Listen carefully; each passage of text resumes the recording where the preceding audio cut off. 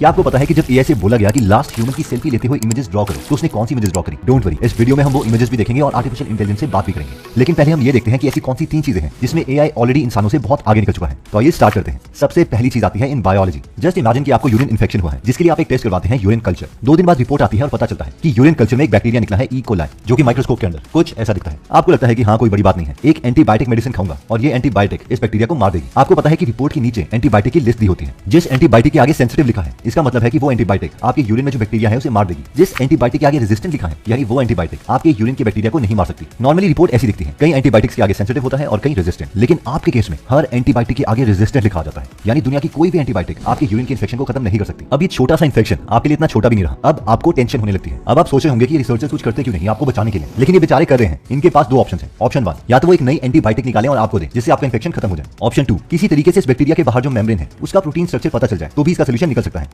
लेकिन क्या आपको पता है कि एक प्रोटीन के स्ट्रक्चर को निकालने के लिए कई बार 5 साल लग जाते हैं। Exactly, you heard it right. अगर कोई स्टूडेंट पीएचडी कर रहा है तो उसकी 5 साल की पीएचडी में वो बस एक प्रोटीन का स्ट्रक्चर ही पता कर सकता है। लेकिन अब सवाल आता है कि आपको बचाया कैसे जाए। एक तरीका है, अगर कोई एआई आपकी मदद कर दे तो हम किसको बोले? ओके, तो हम गूगल के एआई कंपनी डीप माइंड को बोलते हैं आपको बचाने के लिए, क्योंकि उन्होंने एक एआई बनाया था जिसका नाम था अल्फाफोल्ड, जो प्रोटीन का स्ट्रक्चर बता सकता है। ओके, तो आपके लिए मैं इसे बोल देता हूं, डीप माइंड एआई, क्या तुम मेरे गीगलर के लिए प्रोटीन स्ट्रक्चर बना सकते हो? एआई, डोंट वरी सर, ये तो बहुत इजी है। मैंने यूनिवर्स में जितने भी 200 मिलियन प्लस प्रोटीन स्ट्रक्चर थे सबके 3D स्ट्रक्चर निकाल दिए हैं। अब आप इसे गूगल की तरह सर्च कर सकते हैं और जिस प्रोटीन का स्ट्रक्चर चाहिए वो पता कर सकते हैं। ये लो, यहाँ पर कोई भी प्रोटीन स्ट्रक्चर फाइंड कर लो। ओके, तो रिसर्चर यहाँ पर जाते हैं और ई कोलाई टाइप करते हैं, जो आपके यूरिन में बैक्टीरिया आया था, जिसे रिसर्चर जूम करके देखते हैं और फाइनली आपके इन्फेक्शन के लिए सोल्यूशन निकाल लेते हैं और आप ठीक हो जाते हैं। अब इस स्टोरी से थोड़ा बाहर आते हैं। ये स्टोरी ऑब्वियसली थोड़ी एग्जैजरेटेड है, लेकिन ये प्रॉब्लम रियल है। और हाँ, डीप माइंड के एआई ने 200 मिलियन से भी ज्यादा प्रोटीन स्ट्रक्चर फ्री में सारी दुनिया को दे दिए हैं, जिन स्ट्रक्चर्स के लिए रिसर्चर्स 10-10 साल से तड़प रहे थे। और बहुत ही जल्द इन प्रोटीन स्ट्रक्चर्स की वजह से आप बहुत सी डिस्कवरी सुनने वाले हो। डीप माइंड का कहना है कि शुरू में हम अपने मॉडल्स गेम में टेस्ट कर रहे थे और हम सब में बहुत अच्छे भी हुए, लेकिन इस प्रोटीन स्ट्रक्चर के ब्रेक थ्रू के बाद हमारा ज्यादा फोकस बायोलॉजी की साइड ही रहेगा। हम बहुत से डिजीजेस के क्योर निकालना चाहते हैं और ये पहली चीज है जिस चीज में ह्यूमंस एआई की बराबरी नहीं कर सकता। वैसे जो मेडिकल स्टूडेंट्स हैं वो जानते हैं कि इसके लिए डीप माइंड के एआई के लिए हमें उनको कितना ज्यादा थैंक्स बोलना चाहिए। मतलब क्या ही बोलूं आपको, 30-40 सालों से हमसे प्रोटीन स्ट्रक्चर बन ही नहीं रहे थे और इन्होंने क्रिसमस के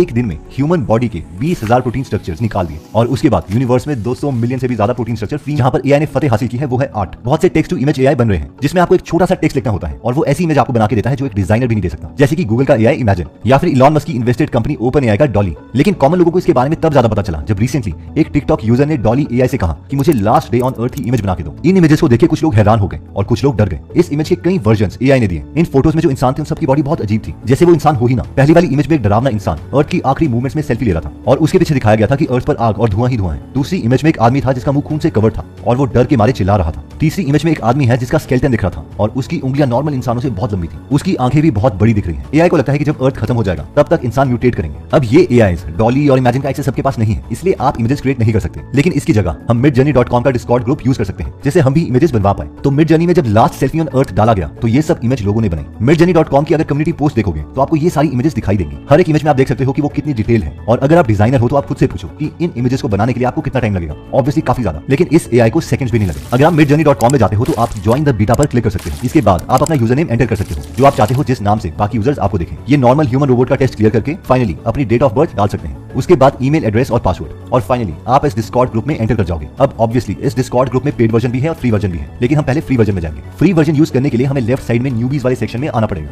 अब हमें कोई भी इमेज बनाने के लिए /imagine लिखना है और उसके बाद प्रॉम्प्ट लिखना है। प्रॉम्प्ट का मतलब है कि हम इमेज कैसी चाहते हैं। फॉर एग्जांपल, अगर आपको घर चाहिए और आप घर मुझे डिस्क्राइब कर रहे हो तो आप कह सकते हो कि मुझे ऐसा घर चाहिए जिसके अंदर व्हाइट पेंट हो, आसपास घास हो, मॉड्यूलर किचन हो, एक्सेट्रा। तो ये प्रॉम्प्ट है, इसलिए इसमें भी हम इसी टाइप की डिटेल लिखेंगे। फॉर एग्जांपल, मैं लिख देता हूं pink colour Taj Mahal, photo realistic, 4K octane rendered, highly detailed and enter का बटन प्रेस। अब ये एंटर करने के बाद हमें देखना पड़ेगा कि हमारा प्रॉम्प्ट कहां गया। अब क्योंकि ये फ्री वर्जन है तो बहुत से लोग इसे यूज कर रहे हैं, इसलिए हमें स्क्रॉल करके अपना खुद का प्रॉम्प्ट ढूंढना पड़ेगा। हम यहाँ देख सकते हैं कि यहाँ पर परसेंटेज इंक्रीज हो रही है, जिसका मतलब है कि ये एआई हमारी इमेजेस बना रहा है। ये टोटल हमें 4 वर्जन बना के देगा। फिर इन 4 वर्जन में से हमें जो भी ठीक लगता है हम U1, U2, U3 या U4 प्रेस करके उसकी डिटेल्ड इमेज निकलवा सकते हैं। फॉर एग्जांपल, ये पहली इमेज मुझे ठीक लग रही है तो मैं UI प्रेस कर सकता हूँ और अब ये इमेज को थोड़ा और क्लियर कर रहा है और फाइनली ये रही हमारी इमेज। नॉट बैड, पर उतनी भी इंप्रेसिव नहीं है। हम औरों के प्रॉम्प्ट्स देख सकते हैं कि वो क्या लिख रहे हैं ताकि हम अपनी इमेजेस को भी बेटर कर पाए। इसकी बहुत सी डॉक्यूमेंटेशन और ट्यूटोरियल्स। क्या ह्यूमन स्पीशीज फाइनली खत्म हो सकती है? मुझे लगता है कि हाँ, ये पॉसिबल है कि ह्यूमन स्पीशीज एक्सटिंक्ट हो जाए, लेकिन ह्यूमंस इस सिचुएशन को कंट्रोल भी कर सकते हैं। जो डॉली 2 ने लास्ट इमेज ऑन अर्थ पर इमेज क्रिएट करी थी, क्या वो रियल इमेजेस हैं? ये असली इस सेंस में है कि ये असली इमेज डिस्क्रिप्शन से बनाई गई है, लेकिन इसको लिटरली नहीं ले सकते। दोस्तों, अगर आप भी इंटरेस्टेड हैं एआई से बात करने के लिए तो आप ओपन एआई की वेबसाइट में जा सकते हैं और उसे चैट जरूर कर सकते हैं। बहुत से लोग GPT-3 को अपने घर में स्पीकर और इंटरनेट से कनेक्ट करके आयरन मैन की तरह जार्विस टाइप प्रोजेक्ट्स बना रहे हैं, जैसे कि डॉक्टर एलन थॉम्सन। इसे कनेक्ट करके तो सब्सक्राइब करने के बाद बेल का बटन दबाना मत भूलिएगा।